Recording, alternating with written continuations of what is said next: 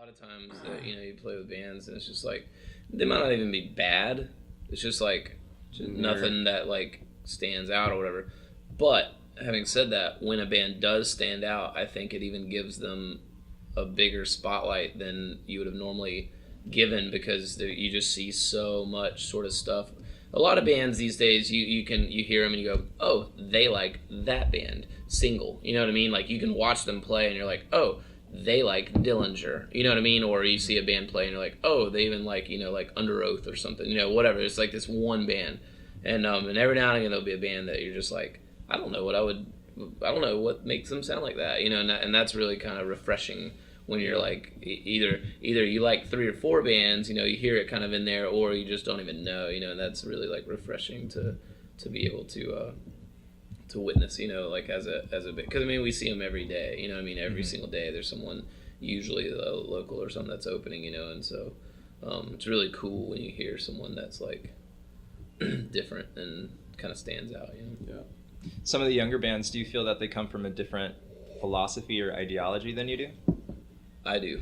I think so. I think it's kind of like the same thing he was talking about. The way that people are influenced by music now is different than I feel like even when the way that I was influenced by music, and the reasons for listening to music is differently now too. The scene of music that seems to be happening right now. People don't listen to music because they like it or they want to hear new bands. They don't play music because they want to make something new and interesting. Like they want to be in a big band. Sometimes it's like money driven or whatever, and it's like that's like asking for the impossible. To like, I'm gonna start a band so I can make a lot of money.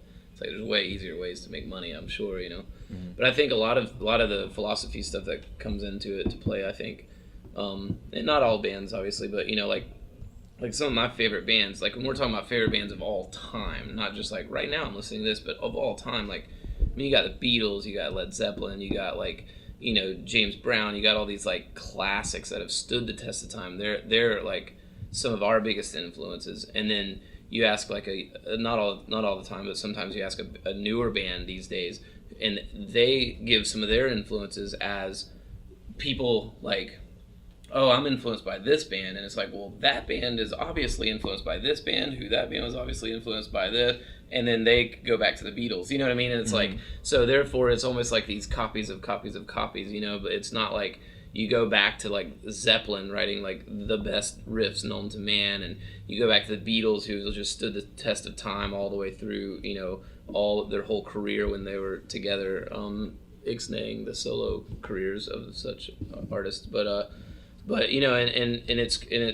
of these newer bands, I think they're like, oh, I love, whatever, name a band that like existed for like 3 years, you know what I mean? It's or like, bands that are still playing shows right now. Yeah, and it's like current, and it's like, that's cool, it's not to say they're all terrible bands, they're not, but it's just like, I feel like there's a roof that you hit eventually, because it's like, they were influenced by these older bands, you know what I mean, that have stood the test of time, and that have like, it's true art, you know what I mean, like in every sense of the word, and so I think it's a lot different sort of philosophy that sort of comes from that mentality of knowing which generation of band you like, or whatever. I think that the bottom line, it's like people aren't aspiring to be original anymore. Like that's not something that they're like, well, let's do something new, or let's attempt to do something that we thought of. That's not really like it. Even if people don't like it, at least it's going to be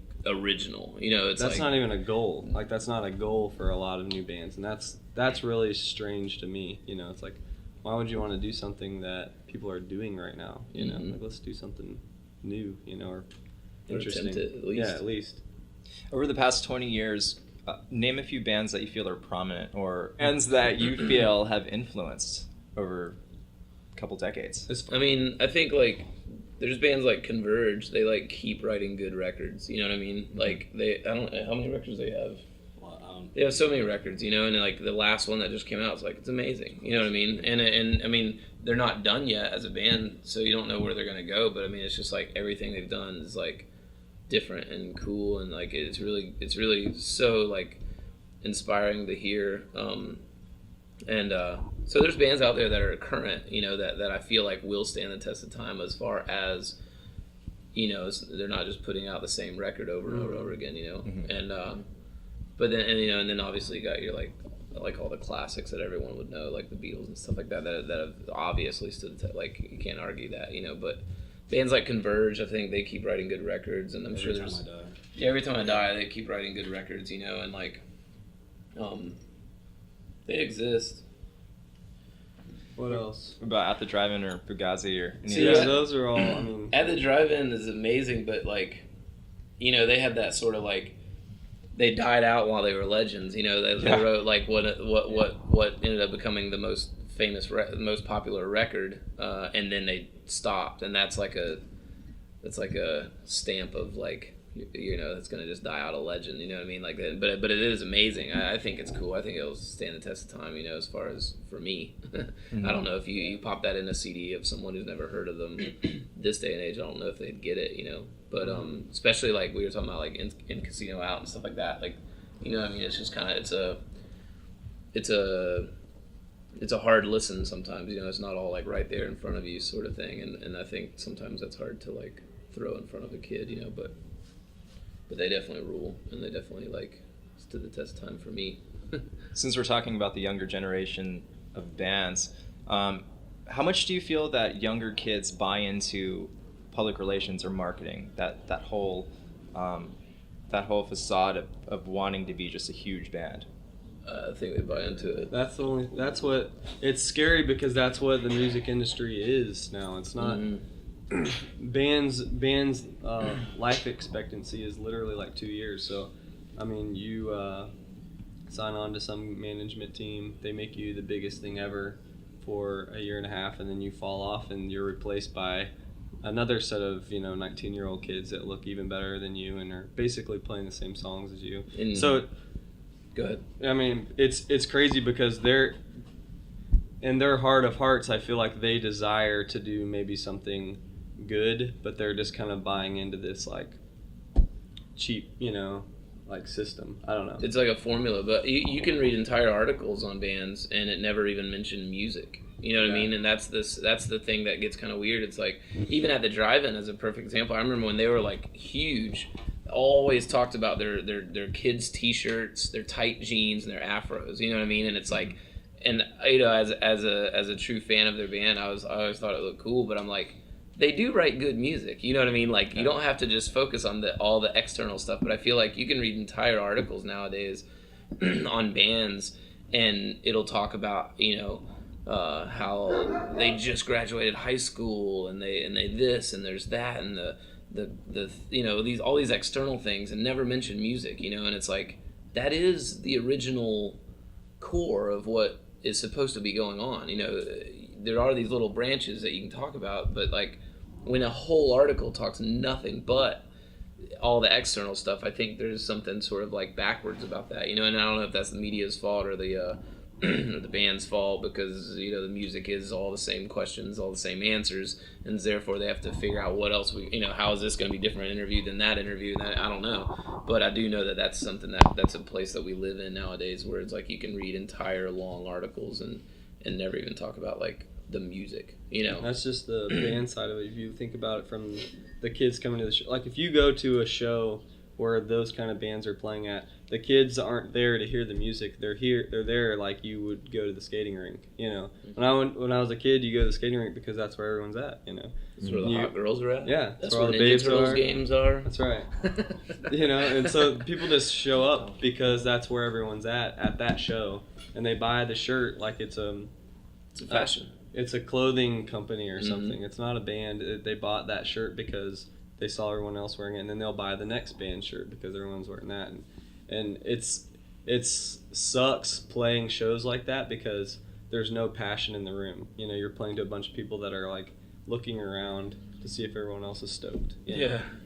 It's very weird. It feels more like a clique and more kind of like a like a social club rather than a punk rock show. You know what I mean? A lot of times, and obviously that's not in every case, but I definitely can get that feeling. They'll have like a shirt and they'll be wearing it like stoked, but it's like they may not even know like when I got into a band back in the day, I'd research the whole catalog. You know what I mean? Oh, I like this CD. Well, what have they done before? Is that good? What have they done before that? Is that good? And stay with it. But I think this day and age, it's just like here today, gone tomorrow, mentally too. Like they don't care what the history of everything is. They just know that this shirt is on that dude, and that dude's cool, and I want to be like that dude, and so we're doing this. It's a big fashion club sometimes. But that's where we are, I guess. So. I want to talk about music and technology. What is the correct way to use technology without abusing technology? Play your own instruments. Yeah. That's a hard question. I think, because like for example, like we got in our first CD we did live in a studio setting, and we got this big like rap about like, oh, we don't use Pro Tools and all this stuff, and it's like technically we do use Pro Tools, but we don't use it, we don't abuse it like you were saying. Like we literally, that is what maybe the format that it goes on, but like we do play our instruments, and we do what you hear is what you get. We're not trying to, there's no auto tuning this, and we don't punch in a lot of time, like we very rarely, if any, punch in, it's mostly like you start at the beginning and you play to the end, and that's not for everybody, but I feel like that when you abuse technology is when you're given when it's a lie, you know what I mean? And I don't know how to define that, but when it's a false thing, it's like, oh, listen to this band, they're amazing, and I won't name names, but I just know, and we all know, bands that they're barely on the record. They came in, they did their little, drum beats, they left, and then the producer went in, beat detected it, which means it makes it all perfect along these lines, and then they took and put samples in because the guy, when he hits the snare once, sounds weak, and then he hits it again, it sounds hard, and so he just puts all these fake samples in, and then basically goes in and, they take a riff, the guitarist comes in, plays the perfect riff, ba-da-da-da, stops, and then they just copy, paste, and it's like, that sort of stuff to me, and I feel like we're sort of like the dinosaurs, because I feel like there's a bunch of people that just don't care. But to me, that is a false sense of what you can do. Like, you're taking, literally, like we were talking about earlier, you're taking these like kids that have cool hair and look good. They can't do anything else, but it's like the right management team and the right whatever, we can put them in here, we can make a record, you know what I mean? Like, and that's such a bummer. And then it trickles out into the live show. Yeah. We know so many bands and that they're not playing for real. It's all tracks, you know what I mean? And it's like, that's such a sad thing that it's in our world. I mean, yeah, I get it when you're Britney Spears or you're Garth Brooks, like, okay, you know what I mean? Like, who cares? But like, in our world, like, we're just a tiny little band, and it's like, you're gonna be like playing the tracks and stuff like that, and like, and I think a lot of the bands, sometimes I feel like they don't even, maybe they do know, but they have all these yes men being like, oh, we just have these tracks to emphasize so that it's stronger. But then you talk to the sound guys, afterwards, like, oh yeah, he's not in there at all, that's all, like all the vocals, you know what I mean, like super pushed up, and pre-recorded stuff, you know what I mean, and it gets hard because it's like, okay, well, where are we drawing the line between the Britney Spears and real rock and roll music, where it's like, yeah, Britney Spears, like, she sings to a track, that's what she does, like, nobody's arguing that because there's not even a band on stage, you know what I mean, whatever. But our world, like the punk rock, like rock and roll world, that's really trickling into that world, that sucks. That's kind of weird, you know what I mean? It's a weird vibe to like feel like you can't even trust, a little bitty like 400 cap room venue, you know what I mean? Because you go in there and you play and you hear it and you're just, and a lot of the kids probably wouldn't notice, but as an artist, like, he could totally drop dead right now and the music would go on for real, literally, like, not even exaggerating. Like, certain bands we may or may not have toured with, a solo will be going on and they'll just be like climbing something, and it's just like, wow. Like, it's weird because it's like they raise the bar by recording that they can't play, so they have to track it live. And so they're like, well, if we're gonna track that, we might as well track this. If we're gonna track that, might as well track this. You don't know where to draw the line. Where do you draw the line? And then the sad thing is, if we like,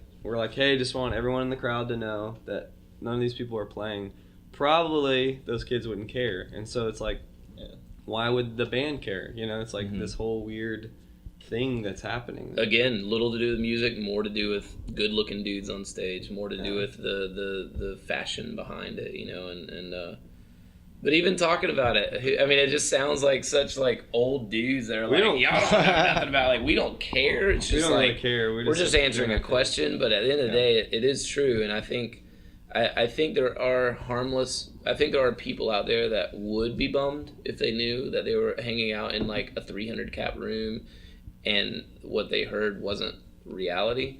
But then there are loads of people that I'm confident wouldn't care. You can tell them like straight up, like, nothing you just heard was them actually playing. It's all tracks, except the drummer. Like, that's probably real. And they just be like, but he's so cool, you know, and like, who cares, you know? So at the end of the day, it's like, whatever. But for our band, you know, as for us in this house, like, you know, we just want to like play it, you know what I mean? And we're not trying to be the tightest band, and that's what, like, our records, you know, I mean, if you've heard them or whatever, they're not the tightest thing ever, but it's a real representation of what we do, you know, and that's why there's like feedback on stuff, and that's why there's, you know, because if you ever seen us live, like, that's reality, you know, we're not the greatest musicians ever or whatever, and we're just playing some music that we like to play, and that's what you get. What you see is what you get. For the Chariot itself, is there a code of ethics when it comes to music and technology? Things that you won't do in the studio with Matt Goldman? Yes.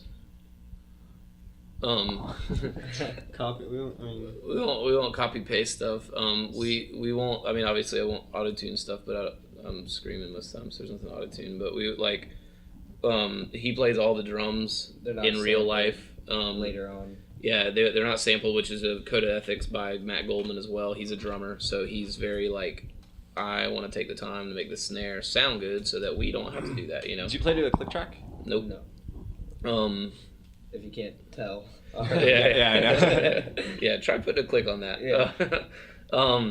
But, you know, little things like that, and like even little things like, you know, I'm not saying we've never punched in, and but punching in is when, you know, you go through and you record, and then you're like, oh, that sounded good, but this one little part didn't sound good, so I'll go in and boom, play that one part, and then, you know, we've done that a couple times, but it's very, very like, we try to keep it as little, if any, as possible. The rule of thumb is usually like start at the beginning, finish at the end. There's loads of parts that we play live together, like in the studio, like, because the timing may be weird enough that it's like, it's just easier watching him play instead of watching a wave file and like, oh, he's gonna hit now, and, you know, it just feels natural. You know, we can get it done in like a few minutes versus like trying to like, you know, get over, like, do the whole thing. And so there's loads of ethics and stuff that we do. There's a couple songs in particular that we were like, we're only gonna do this like 3 times. We're gonna go through it 3 times if you know, if whatever the best take of those 3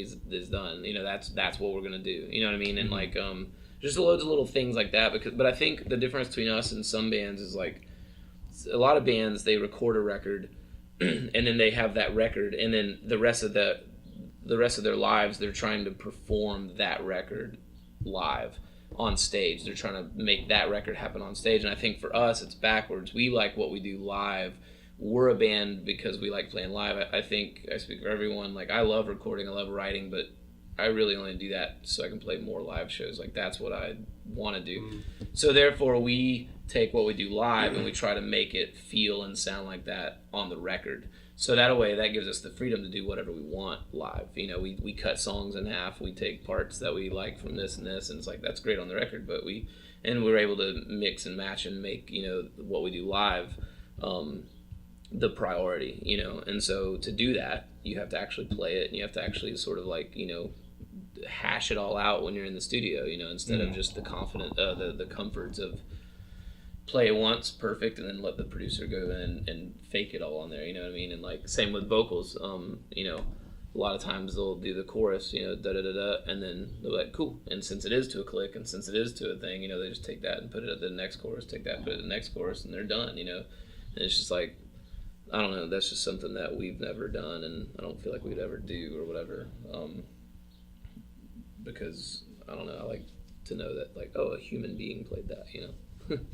And if we ever do anything like that, it's really obvious that we've done. Yeah. Like, on thinking about pasting, we did paste like that one thing, but we made it to where it sounded like The Heavens or whatever. What's that Yeah. song called? That with the Dancing is a Revolution. That Yeah, song. that There's like it's obvious Make that it like plain. I literally went in and was like, I want it to sound like I have two sample buttons and one's a heavy junt and one's a beep and just do that. And so yeah, I think that's like, but that's a trick. That's not that's not us trying to be like, oh, we played it, or whatever. It's just like an actual effect almost. If a 15-year-old kid came up to you and asked you what the right mindset is to be a successful artist, what would you tell them? Go talk to someone else. I want success. What's that? Yeah, we don't know about that, but no matter what kind of art they're doing, whether it be music or what kind of music, or if they're painting or whatever, I just think that it's important to encourage people to be original, and to like constantly be asking themselves questions. Why am I doing this? And if it's because they're trying to be like that person or do something like that. I was even talking to a kid last night in Sacramento. They're like, I listened to their band and like, what did you think? And I was like, well, honestly, it's like, it sounds like you're trying to be this band. Do you like that band? They're like, yes. I'm like, well, just do something, like be original, like do something that you're proud of and you can listen to. Like, we invented this, we created something special, just being original. If anything, at least you can like be proud of that, even if no one else cares about it, It goes back to just the art of it all, to be a successful artist. Like I was joking about us not being a success, but I feel like as an artist, like I'm very satisfied with where we're at. I can rest my head at night and just really like know that like 10 years from now and no one knows this band or whatever, like I can listen to those records and be like, that's music that I like, that's music that we like, and that's music that as an artist I feel very, very accomplished or satisfied in what we've created and stuff. But I think most kids want to hear something along the lines of like how to be a successful artist by definition of, oh, I made lots of money doing this, and that's something that like it never really factors into the equation for us, because it's like, this is art, you got to create art as an artist. If money comes, cool, but at least you didn't sacrifice your morals to get there. At least you didn't sacrifice your beliefs to get there. It just came. And that's something that's so much more satisfying